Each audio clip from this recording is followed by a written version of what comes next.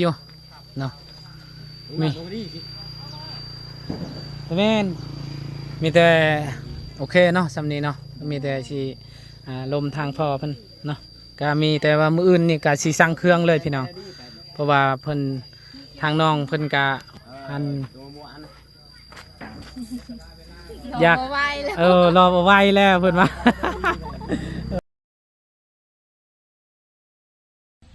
เอาพี่น้องเปิดคลิปเปิดภาพอีกมื้อนี้ก็มาพอกับเฮาคือเก่าคือเดิมพี่น้องมื้อนี้ก็พาทางสร้างที่เฮ็ดเฮือนทางอันน้องอีหยังเด้คือว่าจักน้องอีหยังค่อยก็ลืมแล้วเนาะอันเฮือนไผก็เจะเฮ็ดนั่นน่ะบ่แม่นอยู่บ้านเจ้าหั่นน่ะเฮือนไผก็อันน้องอีหยังเด้โตทางเบาเชียงเพิ่นช่วยหั่นนะผู้ใหญ่ทางเบาเชียงนั่นนี่นานฮะ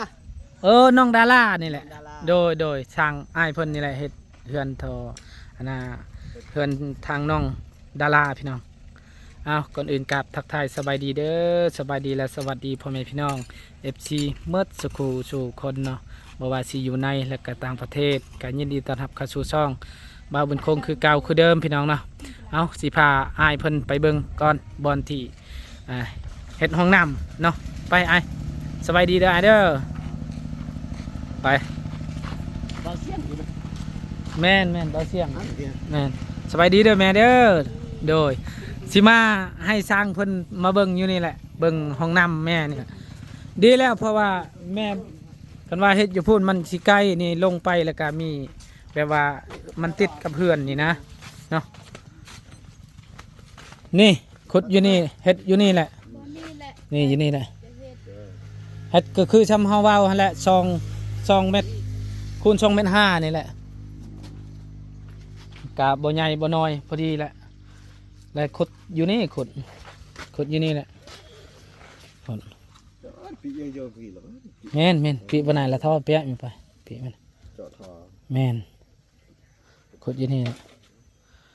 อันเท่าไรค่ะอันน่ะเฮ็ดห้องน้ำนี่4 ล้านเนาะโดยก็พร้อมในโบกว่าสิแบบว่าจะติดกะโหลเลยได้ติดโลเจ้าก็เพิ่มให้อีกจังหน่อยนึงได้ถ้าได้เพิ่มให้ประมาณ ว่าสิติดกะโหลติดได้เนาะกะโหลเนาะทั้งยืนกับติดมาทั้งก็สิเบิ่งนี่แหละติดแต่ทางในแบบว่าโดยบ่ได้ติดทางนอกมีแต่ติดทางในนี่แหละแต่ว่าติดกะโหลแบบว่ากะโหลห้องน้ำนี่แหละเนาะเพราะว่าคันติดกะโหลอื่นมันสิมื่นนะพอเท่าเวลาเฮาซักเสื้อก็สบายเนาะแม่นแบบว่าห้องน้ำเขาก็มีซักเสื้อมันยากมันบ่มีแบบกะโหลหยังโดยได้เนาะ5 ล้าน4 ล้าน 5บ่ได้บ่เที่ยวไปเที่ยวมามันมองน้ำมันซื้อมือนี่แพงหมดโดยเนาะก็มีแต่สิทำเบิ่งทางปรึกษาทางพ่อเพิ่นเพราะว่าก็ราคาชั้นนี้ก็ว่าแพงก็บ่แพงตอนใดพี่น้องเนาะก็สมกับว่าราคาน้ำมันชั้นนี้แหละพี่น้องเนาะก็อนาคตเจ้าสิขุดเลยบ่กันว่าสิขุดแล้วสิจ้างต่างหากเองหั่นนะขุดเอาเอาไว้ได้ขุดน้อยๆยาวไว้ถ้าได้แบบว่าคันขุดนี่เม็ด5เอา3 ท่อซื่อๆนะ3 ท่อโดย500,000บ่ได้โอเคเนาะได้3 ท่อเลยคันว่าตกลงแล้วมื้ออื่นแหละค่อยสิสั่งเครื่องเลยเนาะแล้วก็เบิ่งเฮือนอีกไปเบิ่งเจ้าอย่าให้เพิ่นซ้อมหมดเฮือนซ้อมให้นะสิลงเลย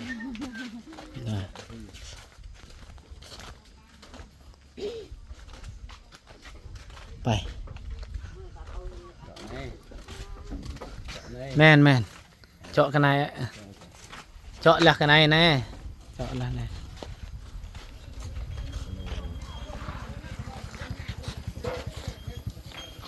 เจาะในสิตะงานร่วงแน่เฮ็ดอันน่ะคันใดนี่แหละแม่นแหละเกาะในนึงนี่แม่นจังให้ต่าง หัน ต่อช่วง แล้วก็คือเฮาเว้าหันแป้งตัวนั้นได้ใส่ตัวนั้นหั่นแหละใส่ตัวนั้นใส่อยู่นี่แล้วก็แป้งประตูตัวนั้นแหละประตูใหญ่ตัวนั้นน่ะ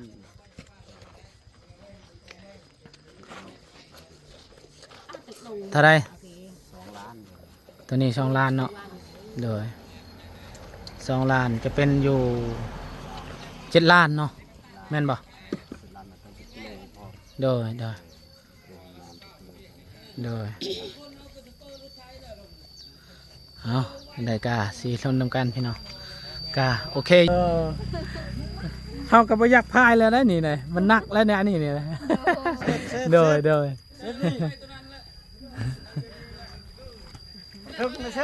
อันนั้นเจ้ามีบ่บิดบ่ มี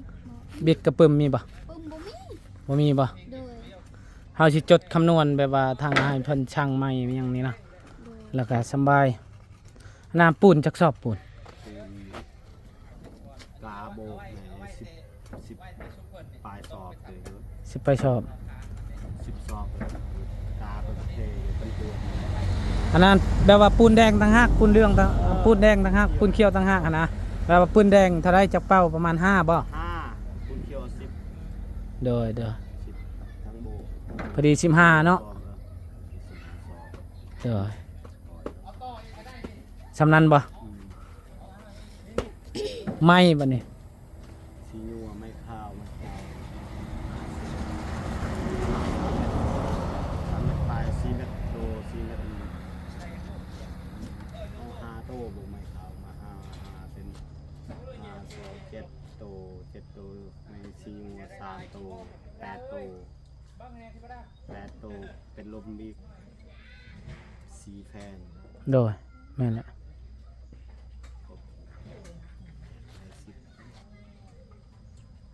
โอเค มีแต่ว่ามื้ออื่นนี่แหละสิสั่งอันโตซ่วมห้องน้ำบ่มีบ่เขาเจ้าบ่จ่ายบ่อยู่บ้านที่เจ้าบ่มีเนาะโดย ซื้อโชคเส้นใต้ดิ ซ่วมห้องน้ำหั่นนะบ่เฮามีแล้วซ่วมเฮา มีแล้ว มีแต่ให้น้องนั่นแหละ เพราะว่าเฮามีห้องน้ำเลยเด้เดี๋ยวให้เพิ่นอีกมันก็สิประหยัดงบแน่ ทรายเนี่ยทราย ทรายนี่เอา ทรายนั่นได้ แม่นหินนี่เอาประมาณจักเม็ดก้อนเอา2 เม็ดก้อนบ่ฮะ ชื่อดูสองของไม่ได้ เพิ่นก็บ่ขายเม็ดเอาแค่นี้เลยเอา เอา2 เม็ดก้อนแล้วทราย2 เม็ดก้อนแล้วหิน2 เม็ดก้อนมันเป็นธรรมดา ทรายเลยก่อน แม่น เป็นแบบใดเชียวแม่นก็งงละ โอเค มีแต่ว่ามื้ออื่นนี่แหละว่าสิสั่งเนาะ สั่งเลยเนาะ โอเค เป็นเนี่ยน้องดู มื้อใดสิเฮ็ดกันว่าใดเครื่องครบนี่ ครบเพื่อจะลงมือเลย ลงมือเลยบ่โอเค ครบลงมือแล้ว โดยมีแต่พังเบิ่งมื้ออื่นนี่แหละว่าสิสั่งนี่สั่งเครื่องสั่งของมาให้ครบเลยแล้วก็สำบายเฮาจึงบ่ได้แก้เพราะว่าเฮาก็บ่มีรถแน่ โดย สิใส่เศร้าบ่จากเศร้าชีบ่สีเศร้าบ่ เช่าตัวใดเช่านะ แม่นไหม สี่เศร้า 3 เม็ด เศร้าตัวนี้ได้เป็นเศร้าบ่เดี๋ยวจะเศร้าใช่ไหม แม่นเช่าคือกันแหละตัวนี้ เอา2 เศร้า 2เช่าเอา เศร้าได้เอา เอาเช่าธรรมดาหรือว่าเอาเช่าตัวปูนบ่นะ เสาปูนนี่เลือกละเอียดเนาะเสาปูนให้ครับเสาปูนสองปลาย เสื้อปูน 3 เมตร เช่าหนึงสักเท่าไหร่ก็เฮาสั่งตอนนั้นก็ลืมนะสักเท่าไหร่ ก็ดีเกิด ประมาณอยู่300,000บ่ประมาณนั้นบ่ 3 เซน3จะไปให้ตะลงในเลยจะใส่ครับนี่เฉยๆแต่3 แสนเสา10 คูณ 10นะคูณ10 3 แสน3 เมตร3 แสนเมตรแสน ตัวนี้เอาจังเม็ดช่อง 2 เมตร 2เม็ด5บ่ห้องน้ำเลยจ้ะห้องน้ำจังเม็ด3บ่2เม็ด5คือกันเนาะเด้อโอเคไม้ตัวนี้เด้จ้ะมันพอดีแล้วนี่คันใดนี่เนาะมันก็บ่ได้สูงปานใดนะ พอดี เอาประมาณ5นี่แหละ อืม เนาะ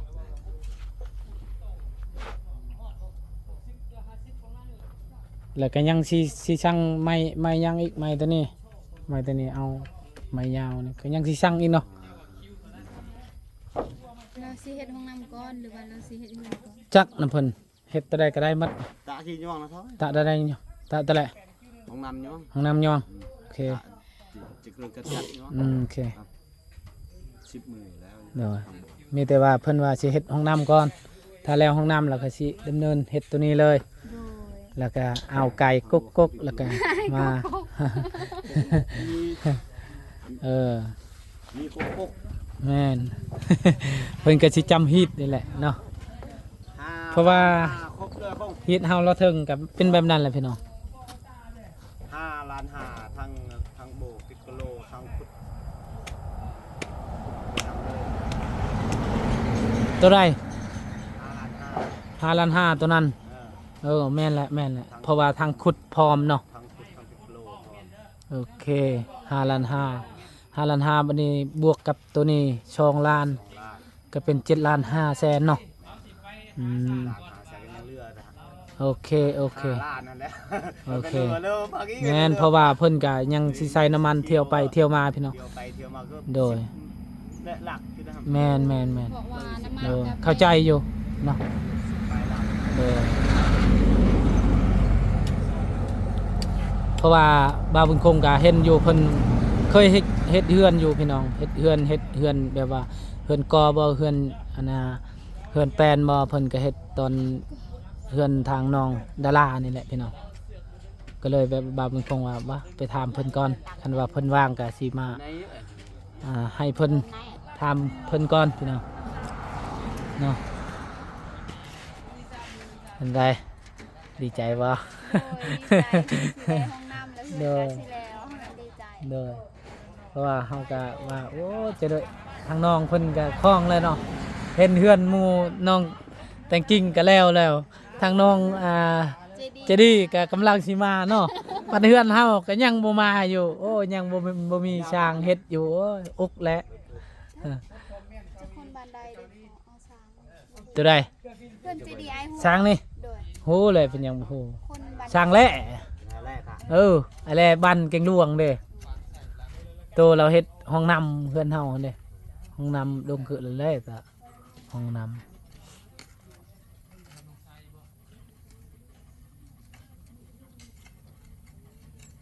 ก็พอดีเพิ่นมาแหละเจ้าก็มาเฮ็ดห้องน้ำเพิ่นก็เฮ็ดให้หั่น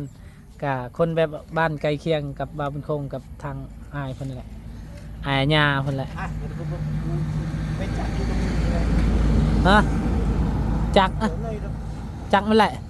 แกงยาตรงนี้ แกงยา เดินกับโทรศัพท์ตรงนี้ ป้าไปป่ะนายเดินรถกูไปเนาะ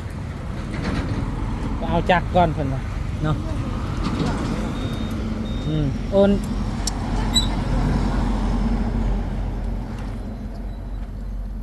กำเบ็ด น่ะเหรอยังไง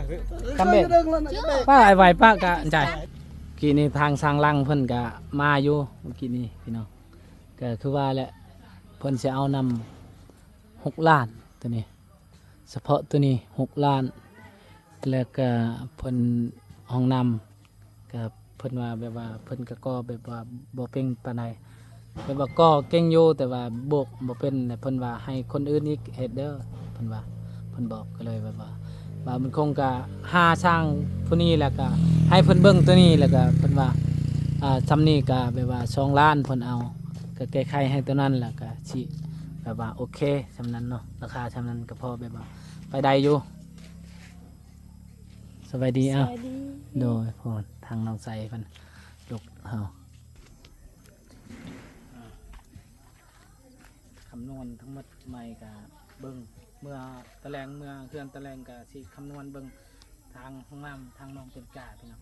เพราะว่าบางคงก็เคยเฮ็ดห้องน้ำตัวนั้นแหละเท่าใดใหม่ทั้งหมดใหม่กับไม้แล้วก็ปูนเฮ็ดห้องน้ำตัวนั้นแล้วก็สิไปสั่งมื้ออื่นนี่แหละ สั่งให้มันปริมาณก็ให้สั่งเพิ่นเฮ็ดเลยทางน้องเพิ่นก็โอ้ ดีใจเลย ดีใจนะน้อง ดีใจแล้วกำลังย้อนฝนตกแต่ว่าได้ห้องน้ โดย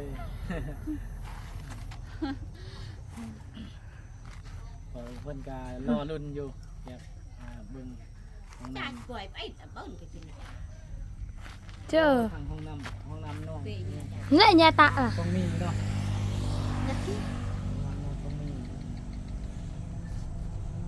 ใส่ช่องลมเลยใส่งามเลยเป็น10โลก็ได้ก่อน ว่ามีระบายแล้วก็เข้าน้ำอยู่ข้างในอยู่ห้องน้ำเลยเด้อแบบว่าเข้าท่อน้ำเนี่ยแบบว่าคือห้องน้ำเซาคุมีมันยากเด้อ โดย ถ้าเข้าท่อก็บ่ได้ ได้ถึงก็ได้เฮาแบบว่าบ่เพิ่มเฮาก็สิได้เพราะว่าคนอยู่บ้านใกล้กับบ้าวเพิ่นเพิ่นก็อันเว้าง่ายเนาะก็คือบ้าวเพิ่นคงก็ฮู้จักเพิ่นก็ฮู้จักเฮานี่ก็เลยเอาเพิ่นก็สบายแบบว่าเพิ่นเฮ็ดบ่ได้บ่ถึงเฮาก็บอกเพิ่นว่าเพิ่นก็แบ่งไหมนี่แหละคันว่าสิเอาช้างใหญ่เลยก็ยันมันบ่มีก็สิแพงแน่นิดนึงพี่น้องนึงมาเพิ่นยันเพิ่นคาเวียกแต่ว่าช้างนี่ก็เฮ็ดโอเคเรามันคงก็เคยเห็นอยู่ประเทศห้องน้ำแต่ว่าเพิ่นก็เคยเฮ็ดเฮือนเฮ็ดชานอยู่แต่หลายหลัง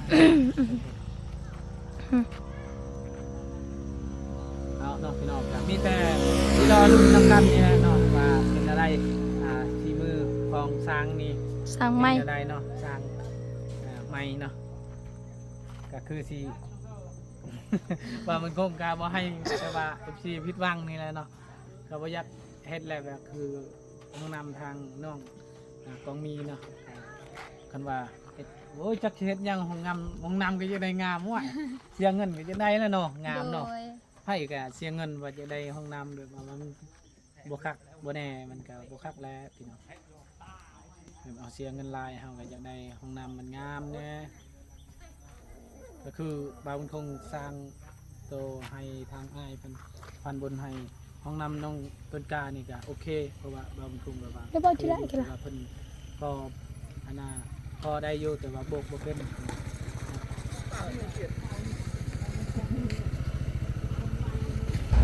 เอาพี่น้องเนาะบาวมันคงก็สิบ่เว้าหลายย้ายห่างพี่น้องเนาะบาวมันคงก็สิกลับก่อนพี่น้องมีแต่สิรอรุ่นมื้ออื่นนี่แหละว่าบาวมันคงก็สิสั่งใหม่เนาะสั่งใหม่สั่งตอกแล้วก็สั่งหมดทุกสิ่งทุกอย่างให้ครบแล้วก็ดินทรายยังนี่แหละที่ปะอีชายเด้ดินทรายนี่เนาะเป็นไม้ดินทรายดินทรายเท่าอีชายเด้เนาะ วิในทอง เท่าอยู่นี่เนาะครับนี่เนาะนี่เท่าอยู่นี่ก็ได้เนาะดินทรายเนาะแล้วก็ไม้ก็เท่าอยู่นี่ ว่าทองอีคุณบ่บ่มีสบายเขารถเอาไว้รถนี่ เท่ายันบ่เท่ายันนั่นก็ได้ เฮ้ยทำมึงนี่ ได้อยู่แต่ว่าทางรถนี่แหละมันไปยากเนาะทางรถ รถรถ Thôi à. ซึกๆไป รถ ถ มัน อย ได้ เอา อยู่ ได้ถอยเอาเนาะ Thôi. เอาทอไม่ นี่อย่าเปื่อยแหวแบงแบงแหว ทอเอาชามดีเอาพี่น้องเนาะก็สำหรับคลิปนี้จะขอจบคลิปเลยเพียงสำนีก่อนพ่อแม่พี่น้องที่มัดสุกูทุกคนติดตามเนาะขอบคุณผู้ใหญ่ใจดีมัดทุกท่านนะสำหรับคลิปนี้กับบาบุญคงไก่ที่พ่อคำว่าสบายดีเด้อ น่าสมาดี